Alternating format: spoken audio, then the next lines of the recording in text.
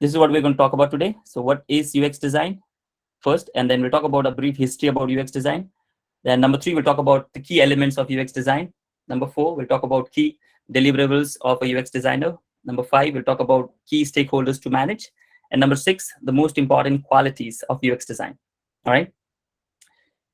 Okay. So what is UX design? Okay. User experience design is the process of creating evidence-based interaction designs between human user and products or websites. So what it says is that user experience is a process of creating evidence-based design between human and computer. The interaction which you are designing, it should be evidence-based, right? So the interaction which you are creating between the human and the computer should be evidence-based. It should not be out of your intuition. All right. The second line, the second sentence says, design decisions are driven by research, data analysis, and test results rather than aesthetics, preferences, and opinion. So all the decision which you are making for the design should be driven out of research, data analysis, rather than own opinion, intuition, or by just looking at the look and feel of it.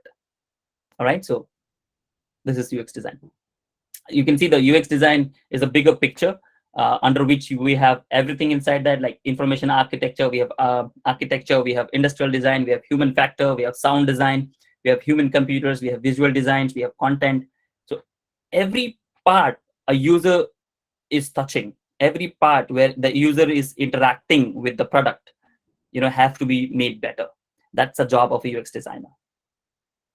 Even if the video which is inside the product or website, that the content inside it, the animation inside it, the visuals inside it has to be done with enormous importance to it, because that is also one touch point where your user is interacting with the product. We also have to take care of that. So user experience role also is also to look at that part also. Okay. And if you can summarize in a one image of what user experience is, this image perfectly defines it. It says look plus feel plus usability. Combining 3 is what user experience design is. Okay. Okay, so we're going to talk about a brief history about from where the UX design has come into existence.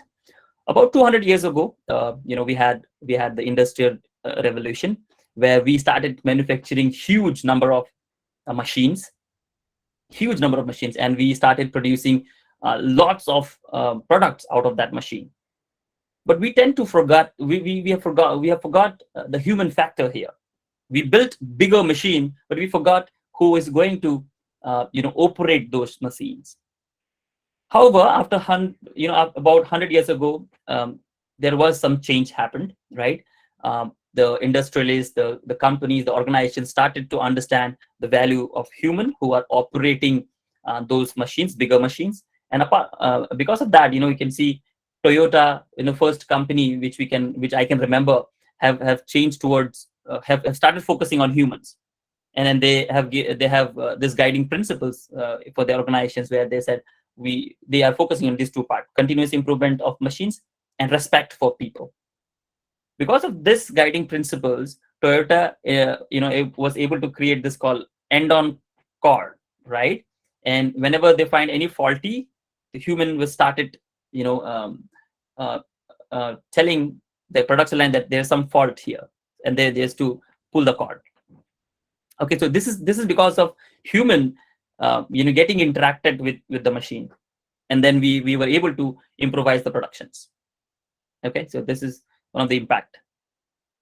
Now in 1955, this is when the most important thing happened.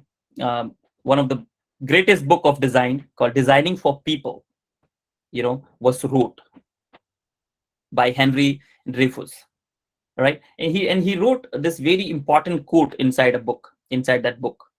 He said that when the point of contact between the product and the people becomes a point of friction, then the designer has failed. On the other hand, if people are made safer, more comfortable, more eager to purchase, more efficient, or just plain happier by contacting with the product, then the product that the designer has succeeded. So the entire emphasis has shifted toward human now, to make human happier, while they're interacting with the product or interacting with the bigger machines, right? A huge shift because of this book. Again, in the same year, in 1955, there's a new discipline came into existence called cognitive science, right? Which combine human cognition, that is humans' brain capabilities, right? Like short-term memories and all the stuff, with concepts such as artificial and machine intelligence. They're trying to understand how human capabilities can be used to make machines, and and reverse psychology also, and reverse engineering also, how machines can be used so that human can be on ease, right? So cognitive science came into existence. In 1984, Apple introduced Macintosh computer, and in 1990, we have got first a graphic design software called Photoshop.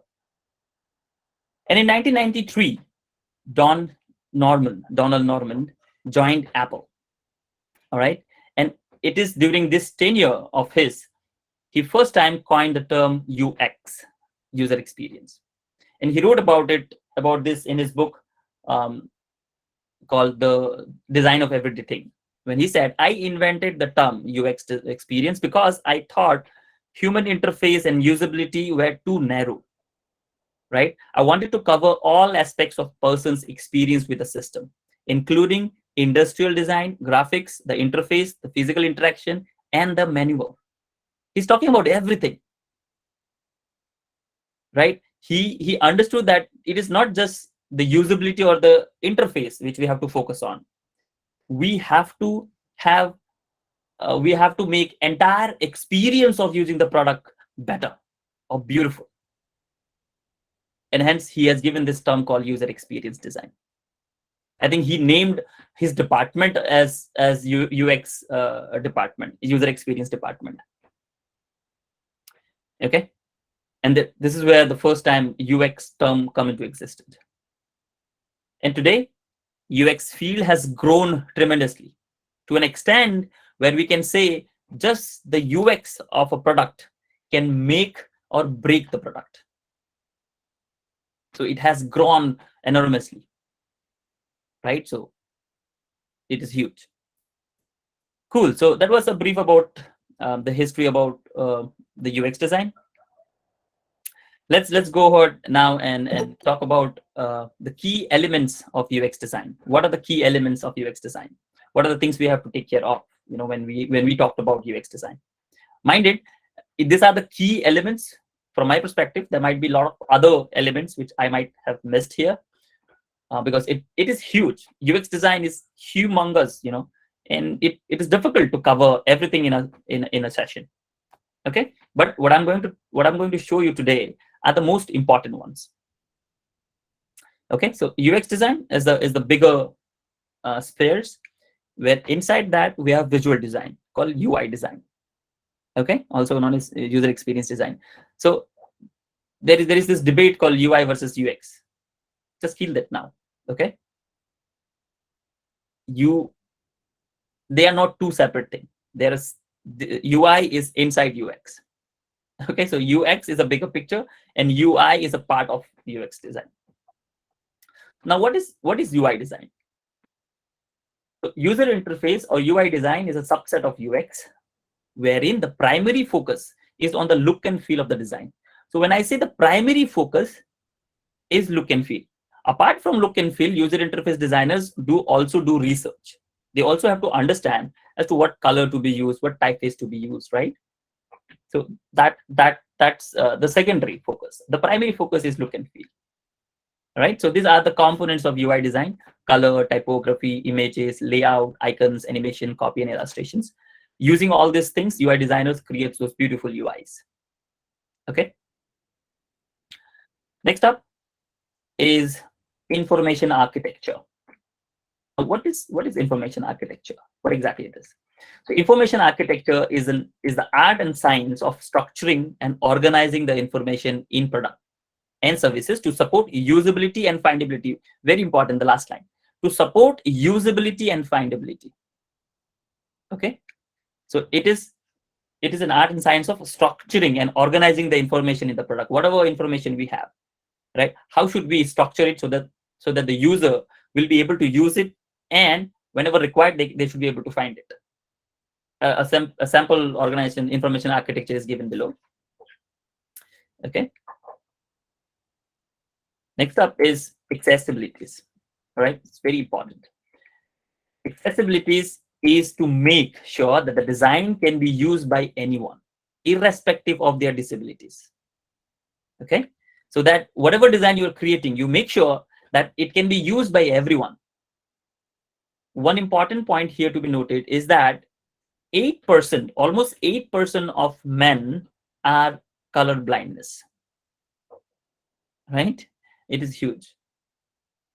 So whenever you're designing a product, whenever you're designing any aspects of design, you should always think about accessibilities.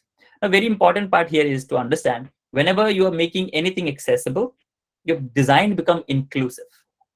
And if you're making those changes into your design, looking at the accessibilities part of it, you are making your design accessible in the sense this design, what are you making, will also benefit the person who doesn't have a disabilities, for example, right? If you make some design from a perspective of color blindness, like you are adding an icon so that they can understand, they don't rely on the colors, simply doesn't only on the colors, but they can also look at the icons, that also reduce the cognitive load for the people who have a good eyesight, right? So the idea here is to make your design accessible, and if you make your design accessible, your design will become inclusive. Okay, so accessibility is very important. Cool. Next part is called interaction design.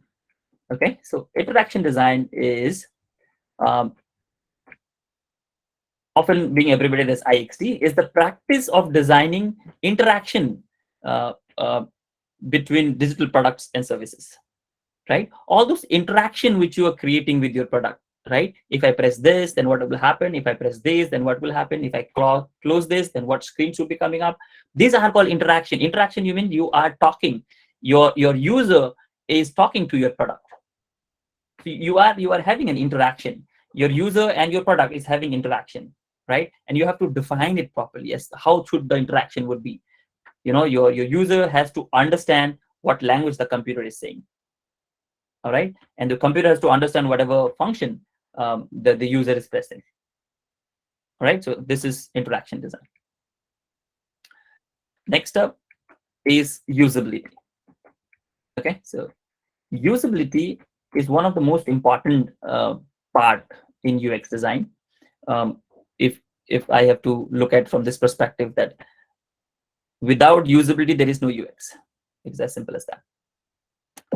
Usability can be described as the capacity of a product or a system which user achieves, will user achieving their goals easily, effectively, efficiently, error-free, and engaging. Okay, and there comes the 10 heuristic evaluation of usability. If you make sure that these 10 points are taken care of in your design, then your product or services which you are designing will be usable to your users. Okay, and the most important one is research. Okay, you have to do research to understand what your customer pain points are, right? So user research is a process of understanding user needs, goals, motivation, and behavior. Some of the most used methods are user interview, contextual inquiries, surveys, usability tests, and other form of feedback collection methodologies. Okay, and we are going to talk about user research a lot in week 5 or 6, I think. All right, where we will explain each aspects of it. The all 7 steps will be explained in detail as to what you have to do in each steps. Okay, if I have to just give you an overview as to what are the 7 steps are, is number 1, where we talk about identification of problems. Number 2, formulation of hypothesis. Number 3, formulating a research plan. Number 4 is conducting the research. Then we will analyze the data, and then we'll draw conclusion, and then we'll put our reports. Okay, so these are the 6 components or elements of UX design. All right, so visual design, which is also known as user experience design, then information architecture, accessibilities, interaction design, usability, and research. Okay, now let's talk about key deliverables of UX design. Okay, what are the most important deliverables that UX designer is supposed to produce? Number 1 is UX competitive analysis report. Now, this is different from the competitive analysis which business people does, right? They compare like what price the product should have, what feature, functionality, and all the stuffs, right? The business people will look at that. But as a UX designer, you should look at the experience of your competition. What are they doing as far as interaction is concerned, as far as visual design is concerned, as far as the component level they have used? All this has to be properly researched by UX designer, right? Because we UX designers knows our field better. If somebody's give us some competitive analysis, we should not just rely on that. We should do our research as well. We should look at the experience the other competitions are doing, providing, and accordingly, accordingly we should implement those experiences into our product as well. Okay, so UX competitive analysis report is one deliverables which most of the UX designer produce. Number 2 is UX research report. When I say UX report, I'm also referring to user research report. When you do some kind of user research and then you produce some kind of reports, right? So that is also expected out of UX designer. Personas and empathy mapping. Personas, I think everyone knows here what exactly is personas, but just to give a brief, it is a hypothetical user which we create out of the interview or out of the research which we do, so that we can empathize with them, empathize with that profile. All right. Number 2 is empathy mapping. Whenever we do some kind of research, we try to understand as to what does the user feel, things, do, and care about, and that can be mapped into a framework called empathy mapping, so that we can empathize better with the user.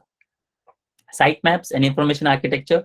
I've shown you an example of information architecture earlier in the slide. Sitemaps are a flow of how the entire product's flow should be, like homepage, and then from here to how the user will go to the next pages, and how does the user will achieve their goals, and all those things will be mapped into the sitemap.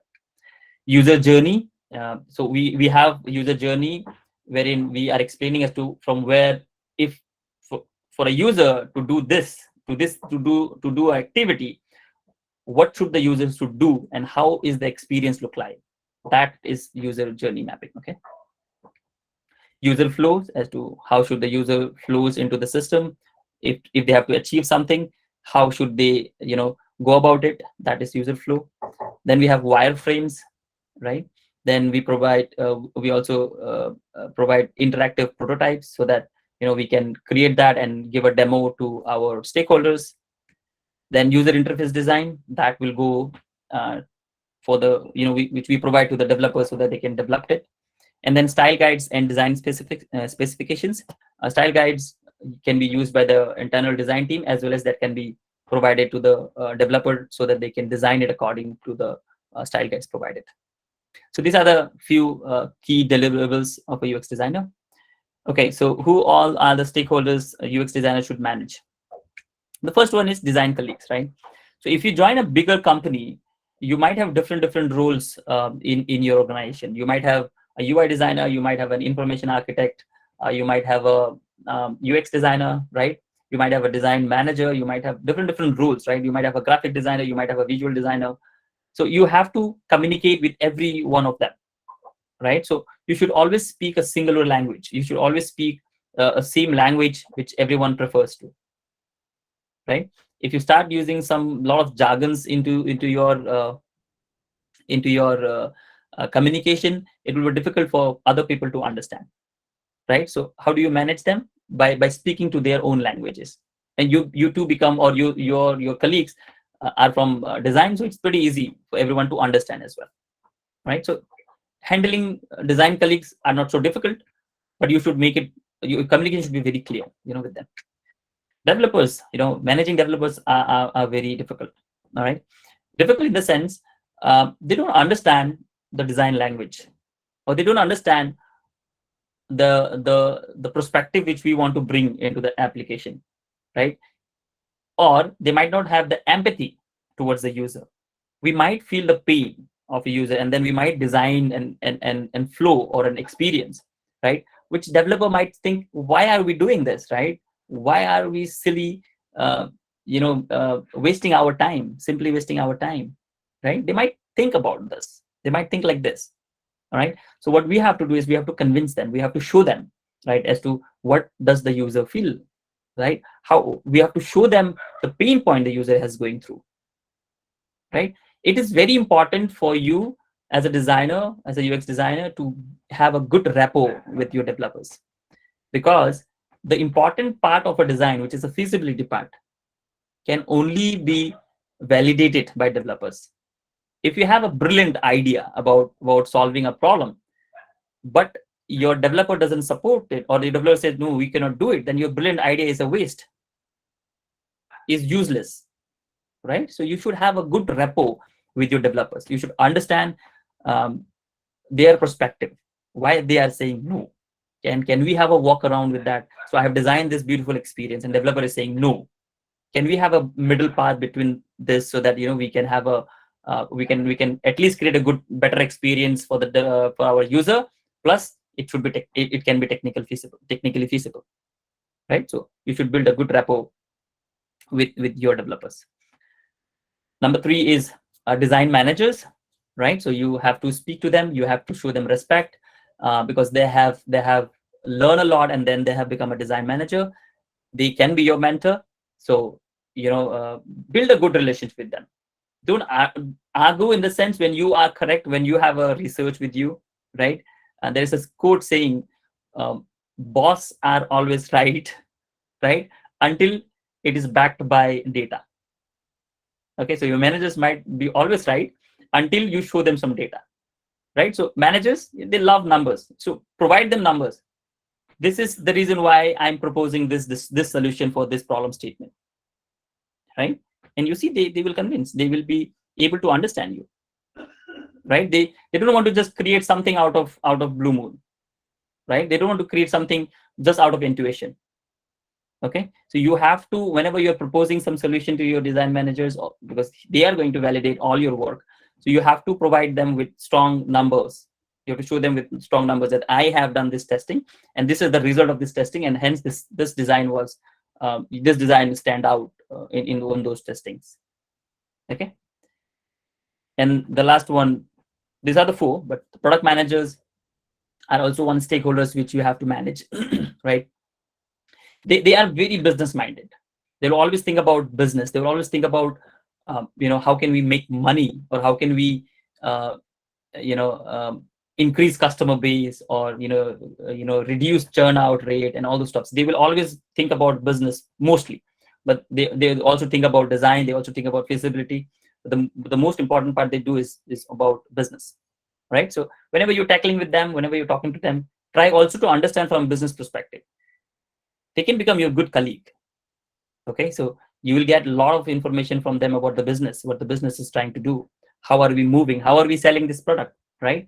Most of the time what I've seen is designers doesn't worry about how are we going to sell it, right? You start talking to them, then you will realize how difficult it is to sell a product, right? They will give you, when you talk to them, you will get a lot of information. You will be knowledgeable in business, right? So you tackle with them, you talk to them very, very nicely, and try to get as much of information about business from them.